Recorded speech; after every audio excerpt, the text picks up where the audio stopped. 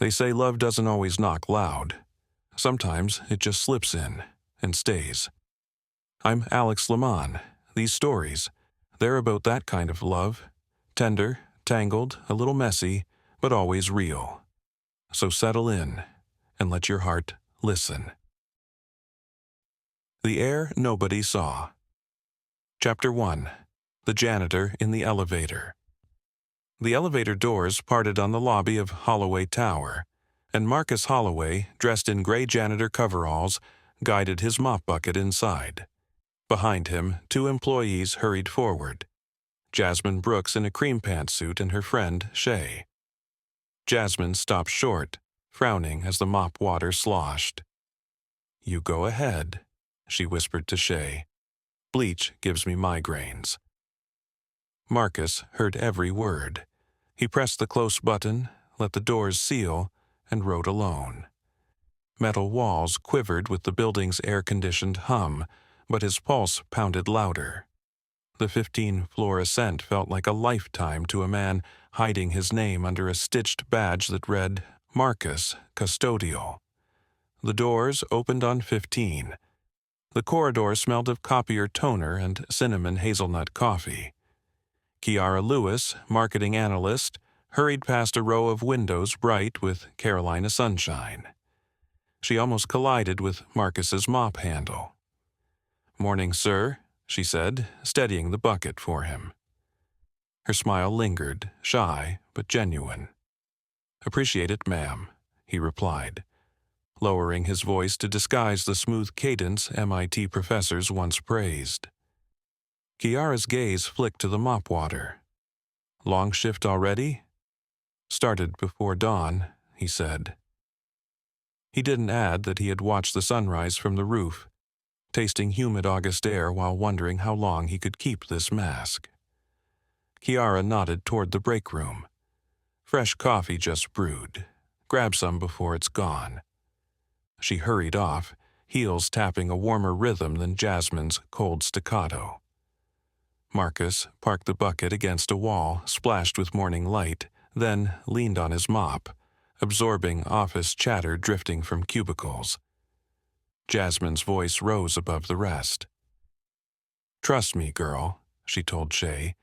"Mr. Elijah's son is back from MIT any day now, and I have a feeling he likes confidence. A real man wants a woman who shines. Watch me work." Shay giggled. "Did you even meet him?" "Not yet, but destiny's in motion." Marcus's jaw tensed. He pulled the mop forward, sweeping detergent across polished tile, erasing invisible footprints while counting his own heartbeats. Destiny, he thought, sounded different when you carried a bucket instead of a briefcase. At noon, he returned to the lobby to buff the marble. Charlotte's summer heat pressed through revolving doors whenever visitors entered. Outside, clouds thickened, bruised violet, promising an afternoon storm. Thunder rumbled faintly. The elevator chimed. Kiara stepped out with a stack of reports and nearly dropped them when lightning cracked overhead. Paper drifted. Marcus rushed over, catching half the sheets before they hit wet marble. Her fingers brushed his. "Thank you," she breathed, startled by the thunder and by how close his eyes were. Calm, coffee brown, unreadable. "Storms moving in fast," he said. "Power blinks sometimes. Elevators can stall." "Don't scare me," Kiara laughed, gathering papers. "I already hate being boxed in." As if summoned, the lobby lights flickered. The elevator doors behind them slid open and Jasmine strode out, phone glued to her ear, not seeing the puddle Marcus had just mopped. Her heels skidded. She yelped, flailed, and seized Kiara's shoulder for balance, sending the stack of reports cascading again. "Are you kidding me?" Jasmine snapped at Marcus. "Can't you keep water off the floor?" "It's a lobby, ma'am," he answered evenly. "Rain's blowing in every time someone walks through, but I'll dry it." Jasmine's cheeks flushed deeper than her burgundy lipstick. Kiara knelt to gather pages, but Jasmine snatched one and waved it like a flag. Slip hazards mean lawsuits, she said loudly, glancing at passing executives as if auditioning for sympathy. No one stopped. Thunder cracked closer. Marcus kept his eyes on the floor, shoulders relaxed, but inside his chest a storm answered the one outside. Kiara rose, rain-spotted glass doors behind her revealing streets darkening to charcoal. "Let me finish mopping," Marcus said to Jasmine. "Then you'll be safe." Jasmine scoffed. "I'll be safe when maintenance learns basic professionalism." She pivoted and marched toward reception, phone already back to her ear. Kiara exhaled and offered Marcus a wistful smile. "Storms bring out the worst and best in people," she murmured. "Or they show what was always there," he whispered. Lightning flashed through the glass. In its flicker, Kiara noticed something in his expression, an intelligence that didn't fit the uniform. Before she could place it, a security alarm chimed. Severe weather advisory. Elevators temporarily disabled. Jasmine's angry voice floated across the lobby. "How am I supposed to reach the executive suite? Stairs? In these heels?" Marcus locked the mop bucket, glanced at Kiara, and felt the story of his hidden life tilt like the thunderclouds outside. The elevator, their first stage, had closed its doors. Now, a larger performance was about to begin, and every lightning strike wrote its own line of script across the darkening Charlotte sky. Chapter 2. Jasmine and Kiara Thunder rolled over Charlotte after dusk, rattling the windows of the 15th floor marketing suite. The storm had broken the heat, but the air inside Holloway Tower still pulsed with electricity, half from lightning, half from restless ambition. Jasmine Brooks paced between glass cubicles, heels tapping like impatient rain. Her silk blouse clung to her skin, and her phone buzzed with unread texts congratulating her on opportunities she had not yet earned. She inhaled the smell of ozone and fresh toner, picturing herself in a penthouse office, city lights crowning her reflection. The janitor's mop bucket was gone, yet his silent judgment lingered. Jasmine told herself he was nobody, but the memory of almost falling, of needing balance, nagged her pride. She stopped at Kiara Lewis's desk. The small lamp cast a warm halo over worksheets and half-eaten fruit. Kiara tucked locks behind her ear and checked a budget spreadsheet one more time before tomorrow's presentation. "You're still here?" Jasmine asked, forcing brightness. Kiara smiled. "Quarterly review waits for no storm." Jasmine's eyes drifted to the cheap plastic container of leftover jambalaya. "Girl, you work too hard. One day you'll wake up and realize you missed the moment to seize the spotlight." Kiara closed the spreadsheet. What if service is the spotlight? Jasmine's brows lifted. Service don't pay student loans.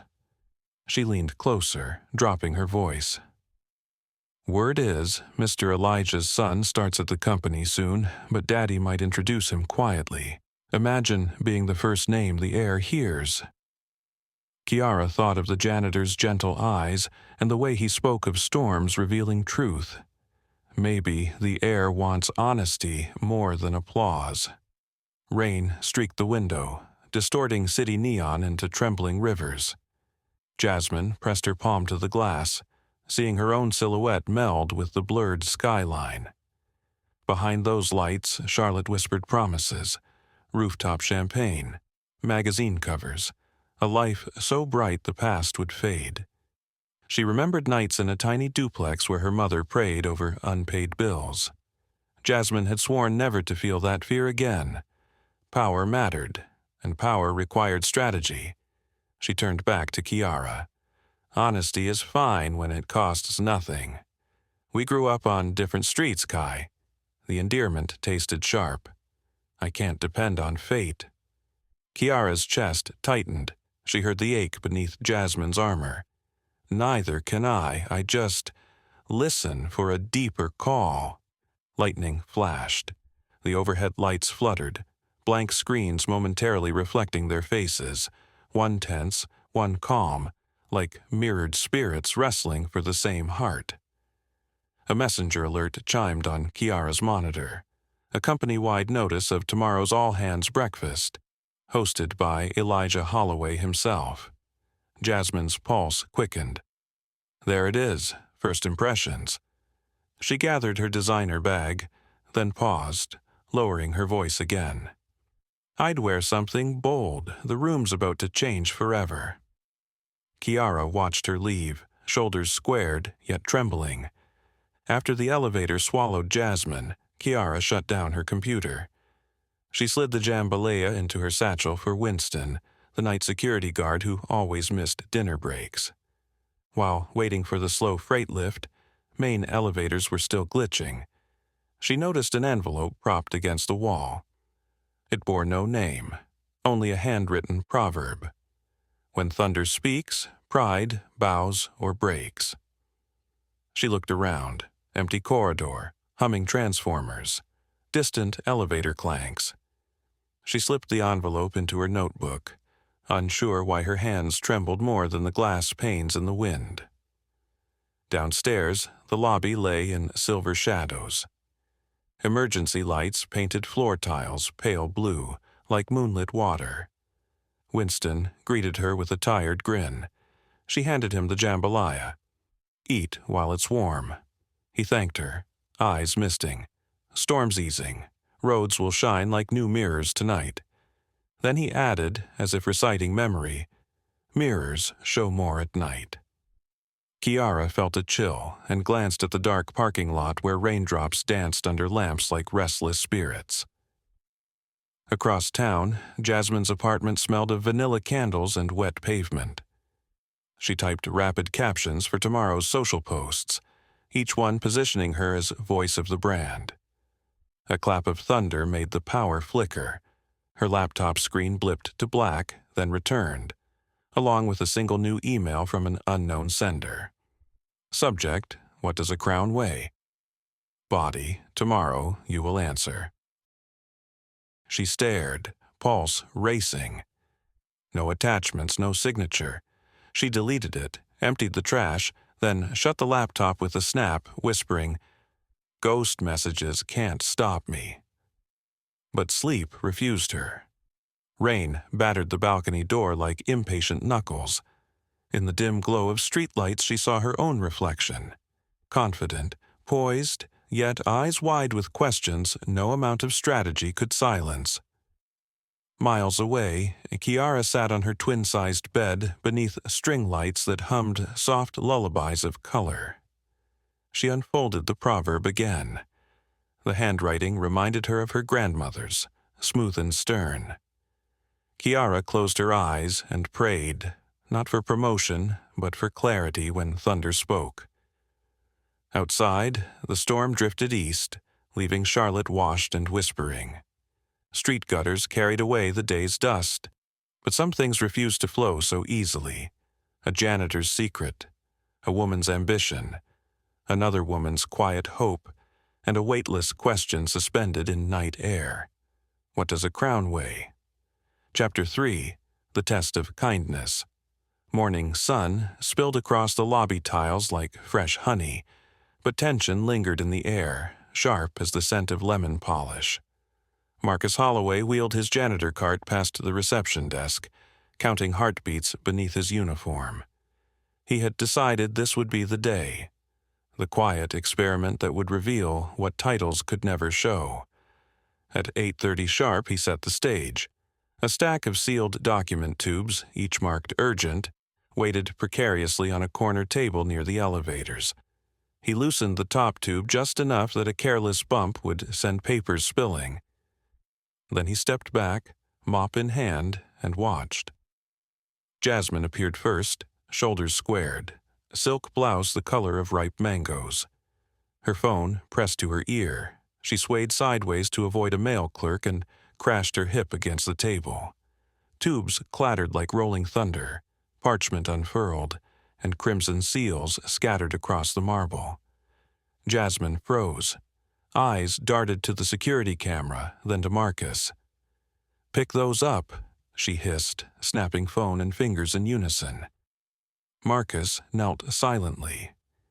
He gathered pages, noticing her gaze linger on the elevator's stainless steel reflection more than on his effort.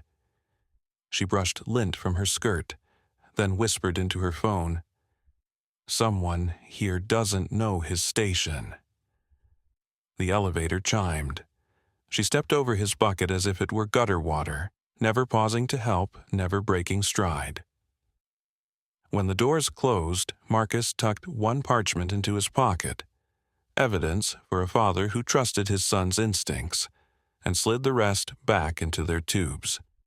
He returned them to the wobbling stack, reset the trap, and retreated to the planter wall, heart pulsing anticipation. 2 minutes later, Kiara Lewis arrived, clutching a steaming oatmeal cup. She noticed the precarious tubes at once. "That table's a hazard," she said aloud, though no one stood nearby. She set her breakfast on the floor and steadied the tubes. As she nudged them upright, the top one slipped free. Papers splayed like white wings. Kiara gasped and knelt, scooping them before they touched a wet streak left by Marcus's mop. Marcus moved forward. "Ma'am, allow me." Kiara smiled but shook her head. "Team effort. You grab that end." Together they slid parchment back inside, pressing the wax seals flat. Kiara wiped residual water from the marble with a napkin meant for her oatmeal, then straightened and exhaled. "No evidence left behind," she joked, cheeks flushed. Marcus felt heat travel from his chest to his ears. "You saved some executives' morning." "Maybe my own," she replied. "Kindness circles back." She lifted her oatmeal cup, lukewarm now, offered a shy wave, and hurried toward accounting. The cart's lemon scent mingled with cinnamon rising from her cup, imprinting on Marcus's memory. Later, in the mezzanine cafe, Jasmine held court at a chrome table, latte foam art swirling like tiny galaxies. Shay leaned in, eyes wide. "Girl, word is Elijah's heir might be at the breakfast tomorrow." "Heir already saw me," Jasmine declared, though she wasn't sure. Power recognizes power. A barista approached, carrying 2 bottled waters. "Compliments of the gentleman by the window," she said, nodding toward a middle-aged visitor in a Holloway Technologies badge. Jasmine's pulse quickened. Could it be the son? She flicked hair over her shoulder, read the attached note, then frowned. It quoted a Nigerian proverb. "The eagle flying highest sees the smallest ant. No name, no number." Jasmine's confidence wavered, but she hid it with a laugh. "Fans everywhere," she told Shay, shredding the note into confetti. Across the cafe, Kiara paid for a plain coffee and searched her purse for sugar packets. None. Before she could ask, Marcus appeared from the service hallway, holding 2 brown sugar packets and a wooden stir stick. "Floor inspectors left these," he said, offering them. Kiara's eyes softened. "You keep showing up right when I need something." "Storm sense," he answered, surprised at his own boldness. She chuckled, stirring slowly. "That proverb you left yesterday, was it from you?" Marcus swallowed. The envelope had been anonymous, yet she suspected. "Maybe thunder writes its own letters," he said, eyes flicking to the skylight where clouds drifted like slow questions. Kiara studied him. There was more wisdom in his words than in most corner offices. She wanted to know why. But a supervisor's voice cut across the atrium, demanding coffee lids be secured. Marcus slipped away, leaving her staring at the sugar swirling into dark liquid like fate dissolving into choice. That afternoon, Elijah Holloway summoned security footage to his home office. He watched in still frames as Jasmine commanded, Kiara assisted, and Marcus observed. Elijah leaned back, fingers steepled. The crown weighed heavy indeed, but his son's shoulders seemed ready. Night fell warm and insect loud. Marcus walked the nearly empty parking deck, replaying Kiara's laughter and Jasmine's dismissal. He wondered if love could grow from shared sugar packets and whispered proverbs. He wondered whether tomorrow's breakfast would expose everything or deepen the masquerade. Above him, the crescent moon balanced on a thin cloud, silver as a blade, ready to cut pretense from truth.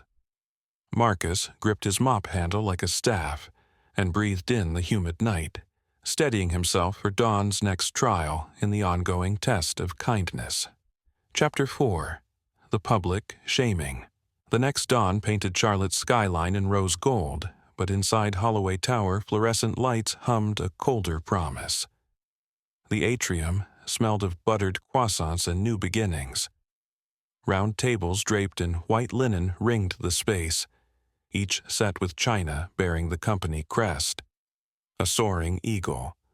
Waiters in black vests moved like chess pieces, filling coffee cups, adjusting silver lids on chafing dishes. Soft jazz murmured through hidden speakers, trying to calm 100 restless hearts. Jasmine Brooks arrived early, satin blouse the color of triumph, curls sculpted to perfection. She checked her reflection in a mirrored column, rehearsing the gracious smile she would flash when Elijah Holloway introduced her to his mysterious heir. Around her neck, a delicate gold necklace spelled destiny in cursive. She tapped its pendant for luck. Kiara Lewis entered quietly, choosing a seat near a ficus tree where sunlight dappled the floor. She wore a simple emerald dress that matched the gentleness in her eyes. As she sipped orange juice, she scanned the room for Marcus, half hoping he might slip out of a service corridor with a knowing grin. He was nowhere in sight. At 8:30 sharp, Elijah Holloway strode onto the low stage.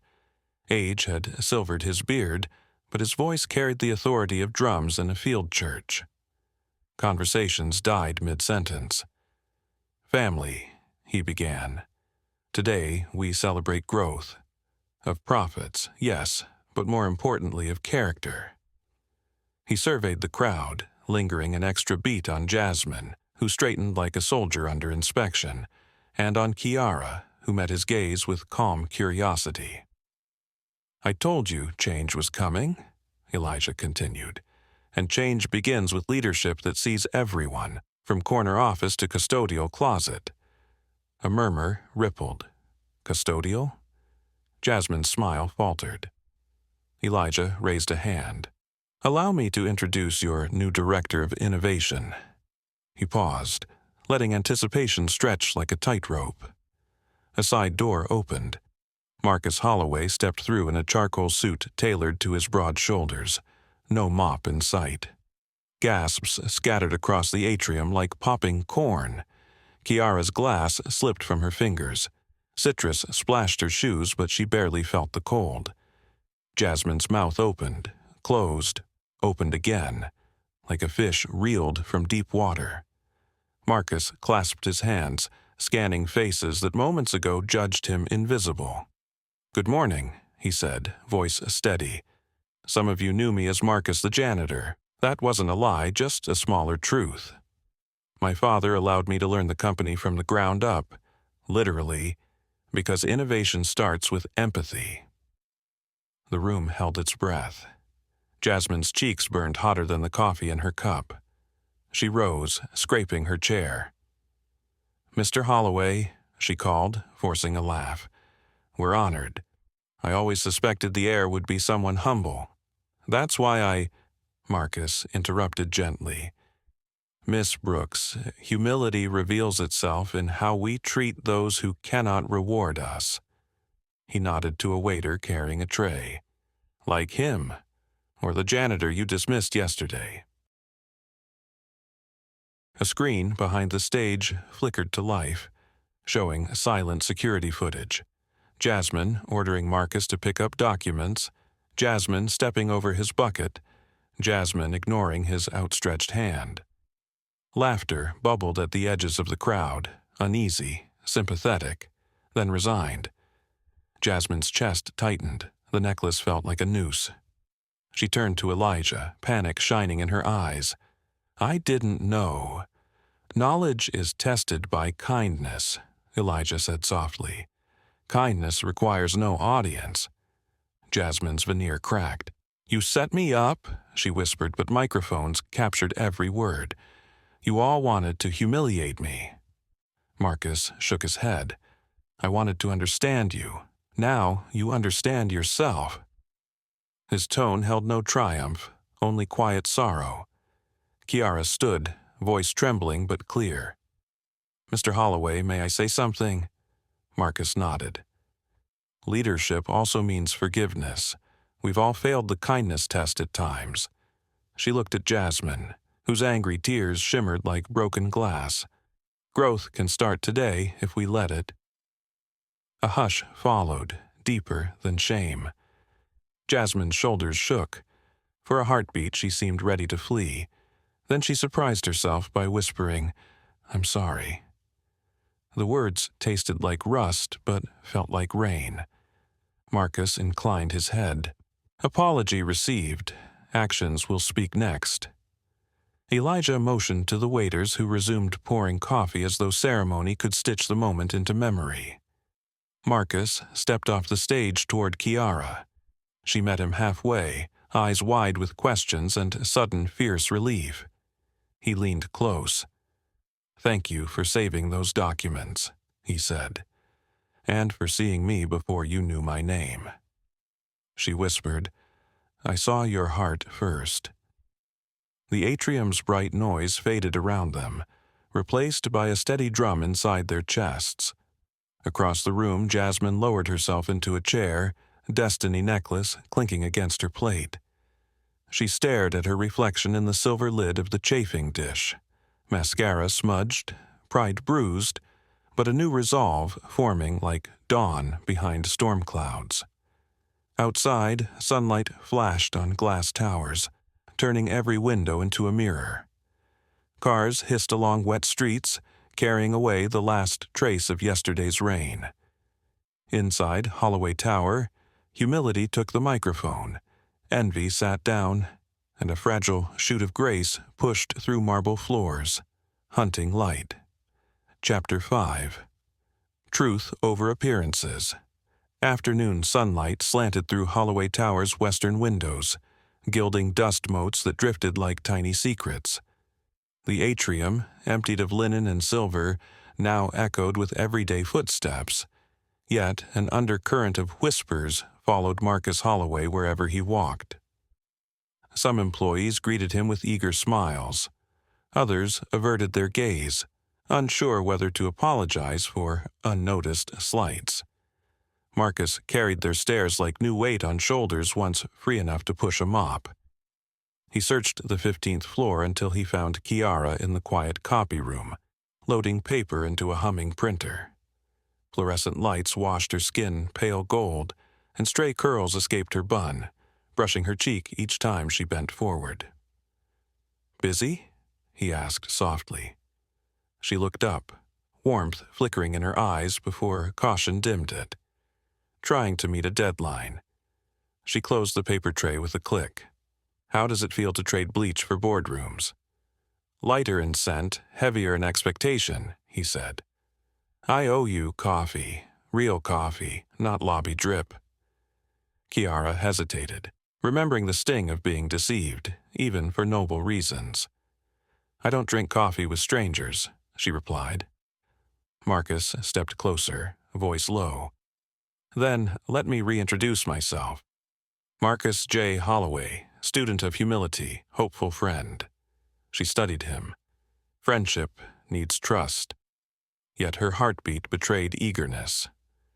After a beat, she whispered, "There's a soul food cafe 2 blocks away, 6 tonight. I'll be there," he said, relief softening his face. Downstairs, Jasmine sat at her cubicle, scrolling social media feeds that once fed her ego. Comments about the Air's reveal trended citywide. Each hashtag felt like a bruise. She minimized the window and opened a blank email to Marcus, typing, deleting, typing again. Finally, I want to apologize in person. No excuses. She hovered over send but froze when a new message appeared from an anonymous address. The janitor king forgave you, but shareholders won't. Tell your story before someone else does. Her pulse spiked. She glanced around. No one seemed to watch, then deleted the email and powered down, grabbing her purse. Reputation could still be salvaged if she controlled the narrative. Evening settled over Charlotte in shades of copper and amethyst. Street musicians drummed on overturned buckets, their rhythms weaving through thick summer air. At Miss Ruby's cafe, ceiling fans spun lazy circles above red vinyl booths. Marcus arrived first, hands buried in his pockets. He chose a corner table beside a window where neon reflected off rain-damp asphalt. Kiara entered moments later, her emerald dress replaced by jeans and a peach blouse. She slid into the booth, inhaling the scent of fried catfish and collard greens. "House special?" Marcus suggested. "Always," Kiara smiled, tension easing. Over dinner, they traded memories. His years at MIT sneaking into jazz clubs, her college nights tutoring kids at the community center. Laughter grew easy, but shadows lingered at the table's edge. "Why didn't you tell me?" Kiara asked, voice barely above the clatter of plates. "I feared you'd treat me differently," Marcus said, "and I wanted to see if kindness still lived beneath ambition." She considered that. Kindness is real, but secrets wound. She traced a finger along condensation on her glass. My father kept secrets. Another family across town. Trust is fragile for me. Marcus's chest tightened. "I won't ask you to trust a stranger again, just a man who's learning." Before she could answer, a television mounted above the counter flashed breaking news. A local reporter stood outside Holloway Tower, announcing an internal leak, allegations of corporate espionage tied to a senior marketing associate. Name withheld pending confirmation. A blurred photo resembled Jasmine. Kiara gasped. Marcus's phone buzzed with a security alert. He read the message. Anonymous email threatens to release proprietary data unless truth about promotion scandal is televised. He lifted his eyes to Kiara, noting fear mirrored in her gaze. "Someone's weaponizing shame," he muttered, "and Jasmine might be the target, or the accomplice." Kiara squeezed his hand. Whatever this is, no one should fight it alone. Thunder rumbled outside, though the sky remained clear, a storm on the horizon of their lives. Marcus rose. "Come with me. Transparency starts now." They left the cafe, night air thick with jasmine vines blooming along the sidewalk. Far above, Holloway Tower glowed like a lighthouse, but inside its corridors truth paced restlessly, waiting to be claimed. Marcus felt Kiara's fingers intertwine with his, warm and tentative. Each footstep toward the looming skyscraper hammered out a vow. Appearances had ruled long enough. Hearts and honesty would shape what came next.